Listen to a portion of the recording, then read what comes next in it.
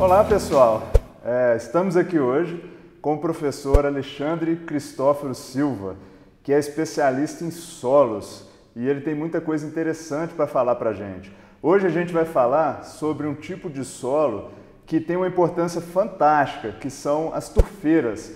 Então, seja bem-vindo, professor Alexandre. Obrigado, Douglas. Eu que agradeço a oportunidade de estar participando aqui dessa entrevista. Bom, Alexandre, você tem pesquisas de muito destaque sobre as turfeiras. Explica para a gente, então, o que são as turfeiras, como elas se formam e onde elas estão? As turfeiras são organossolos, ou seja, solos orgânicos. Elas se formam pelo acúmulo de matéria orgânica em ambientes onde a decomposição da matéria orgânica é restringida por algum fator, ou mais de um, como ausência de oxigênio, pobreza de nutrientes, baixa temperatura muito baixa, a própria característica da matéria orgânica de ser resiliente à decomposição.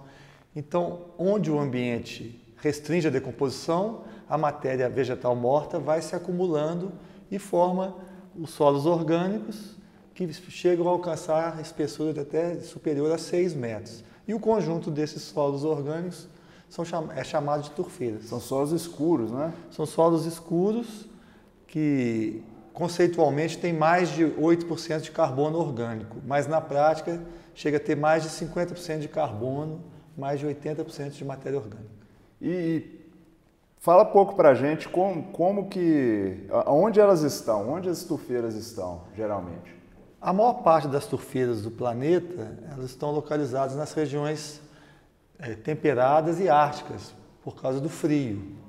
Nas regiões tropicais, ocorre apenas 15% das turfeiras do mundo. E no caso do Brasil, elas estão situadas principalmente nas áreas elevadas, como a Serra do Espinhaço Meridional, onde a gente vive, onde está a nossa universidade.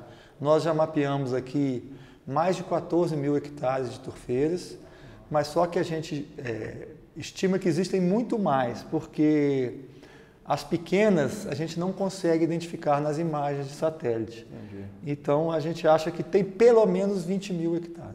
Olha que interessante. E qual que é a importância das turfeiras? Bom, as turfeiras elas têm um valor ambiental muito grande. Elas acumulam matéria orgânica, então elas funcionam como sumidouro de carbono, evitando que eles vá para a atmosfera, na forma de CO2 ou de metano. Elas armazenam até 90% do seu volume em água. Então elas absorvem a água no período chuvoso, como hoje, né? E libera no período seco gradativamente. Então elas regulam a vazão dos rios. Na região do Espinhaço não haveria rios perenes se não houvesse turfeiras. Só haveria rios aqui na estação chuvosa. E os rios da região fazem uma alusão às turfeiras em seu nome. Então você tem o Rio Preto, o Rio Vermelho, o Rio Pardo Grande, o Rio Pardo Pequeno, porque todos são rios de águas escuras, que eles nascem nas turfeiras e as turfeiras liberam ácidos orgânicos nas águas, dando essa coloração escura. Então aqueles rios que tem aquela cor de Coca-Cola, né? Na verdade, aquilo é matéria orgânica de turfeira. Matéria orgânica de turfeira que está em suas cabeceiras. E quais são os rios importantes aqui da região que são regulados por essa questão das turfeiras? Bom, esses rios que eu falei, eles são afluentes de grandes rios de importantes bacias do leste do Brasil, que são as bacias do Rio São Francisco, do Rio Jequitinhonha e do Rio Doce. Olha só. Então as turfeiras não são importantes só localmente, mas elas têm uma importância regional para o estado, né? Tem uma importância regional muito grande, particularmente para o Vale do Jequitinhonha, porque nós temos uma região semiárida aqui no vale, que é o Médio Jequitinhonha, que tem apenas 2 rios perenes, que é o próprio Jequitinhonha e o Rio Araçuaí. E todos esses 2 rios nascem em turfeiras da Serra do Espinhaço Meridional. E qual que é a situação atual das turfeiras aqui do Vale do Jequitinhonha, que você já tanto estudou? Como elas estão? Existe degradação? E se existe, que tipo de atividade degrada?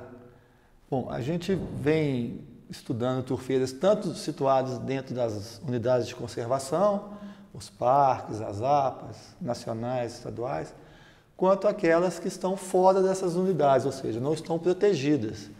E o que a gente vem encontrando é que aquelas que estão dentro das unidades de conservação, elas estão armazenando carbono, elas estão crescendo, entre aspas, aumentando o seu volume de carbono e o seu estoque de água. As que estão fora, elas normalmente sofrem uma pressão antrópica muito grande. Fogo, superpastejo de gado, principalmente na área de recarga da bacia da Turfeira, mas também na Turfeira. Isso está provocando uma degradação, ou seja, o carbono que entra, a quantidade de carbono que entra na turfeira é menor que a quantidade de carbono que está saindo. Então essas turfeiras elas estão diminuindo, e diminuindo a área e o volume ocupado por ela, a gente tem diminuição da quantidade de água armazenada. E num futuro aí, no médio prazo, a gente pode ter problemas sérios se isto não for revertido.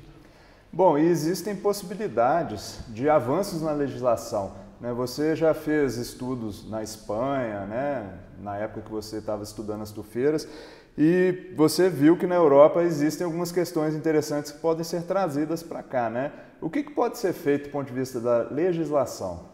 Então, a comunidade europeia protegeu todas as turfeiras do continente através de uma lei específica.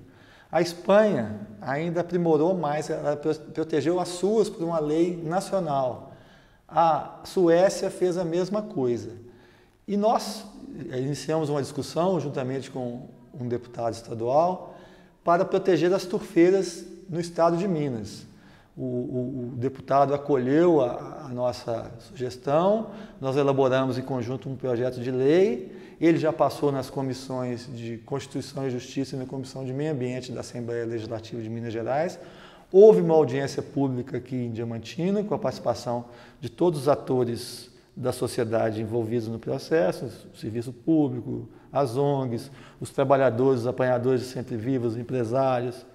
E nós, então, discutimos a lei, aperfeiçoamos, houve uma concordância geral que elas devem ser preservadas, e agora o próximo passo é a votação no plenário da Assembleia, para, enfim, a gente ter uma lei de proteção integral das turfeiras. Semelhante à das veredas, não é verdade? Bem parecido com as das veredas, que foi nossa inspiração.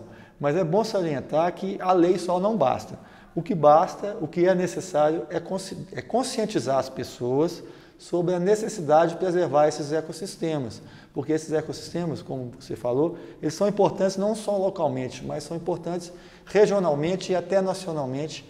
E a sua degradação pode afetar a qualidade de vida de uma população muito grande aqui no estado de Minas e no Brasil. Bom, e fica a dica, né, para as pessoas que estão nos assistindo, se vocês têm turfeiras no seu estado ou na sua região, que vale a pena uma mobilização, né, para a preservação desses ecossistemas, né?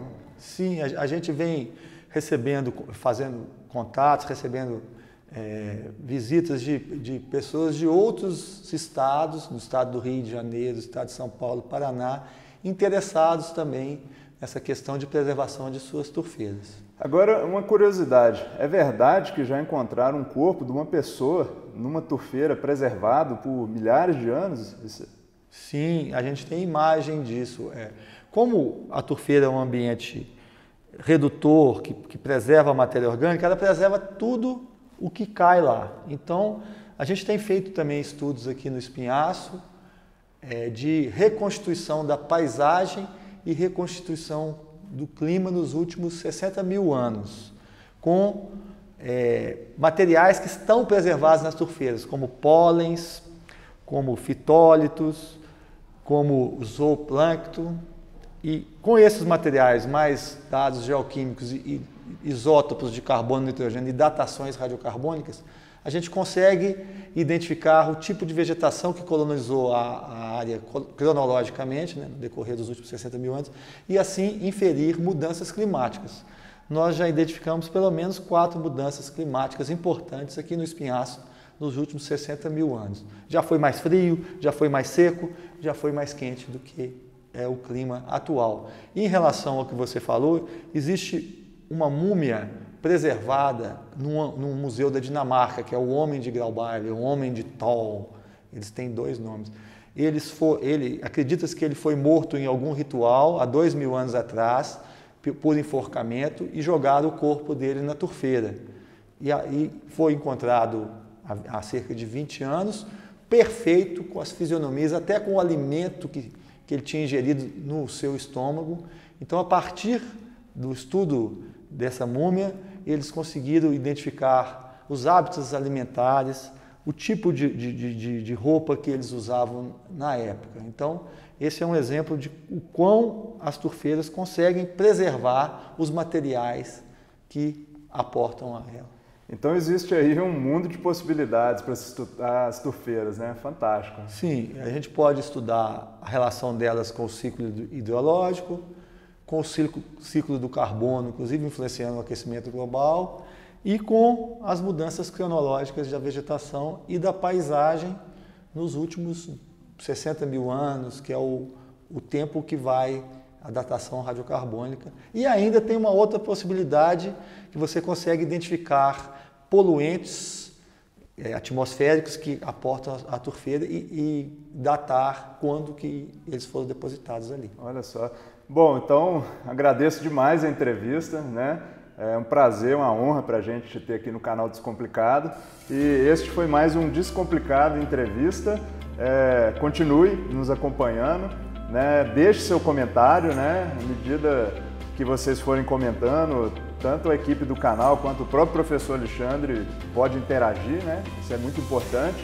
E ficamos por aqui. Até mais, pessoal.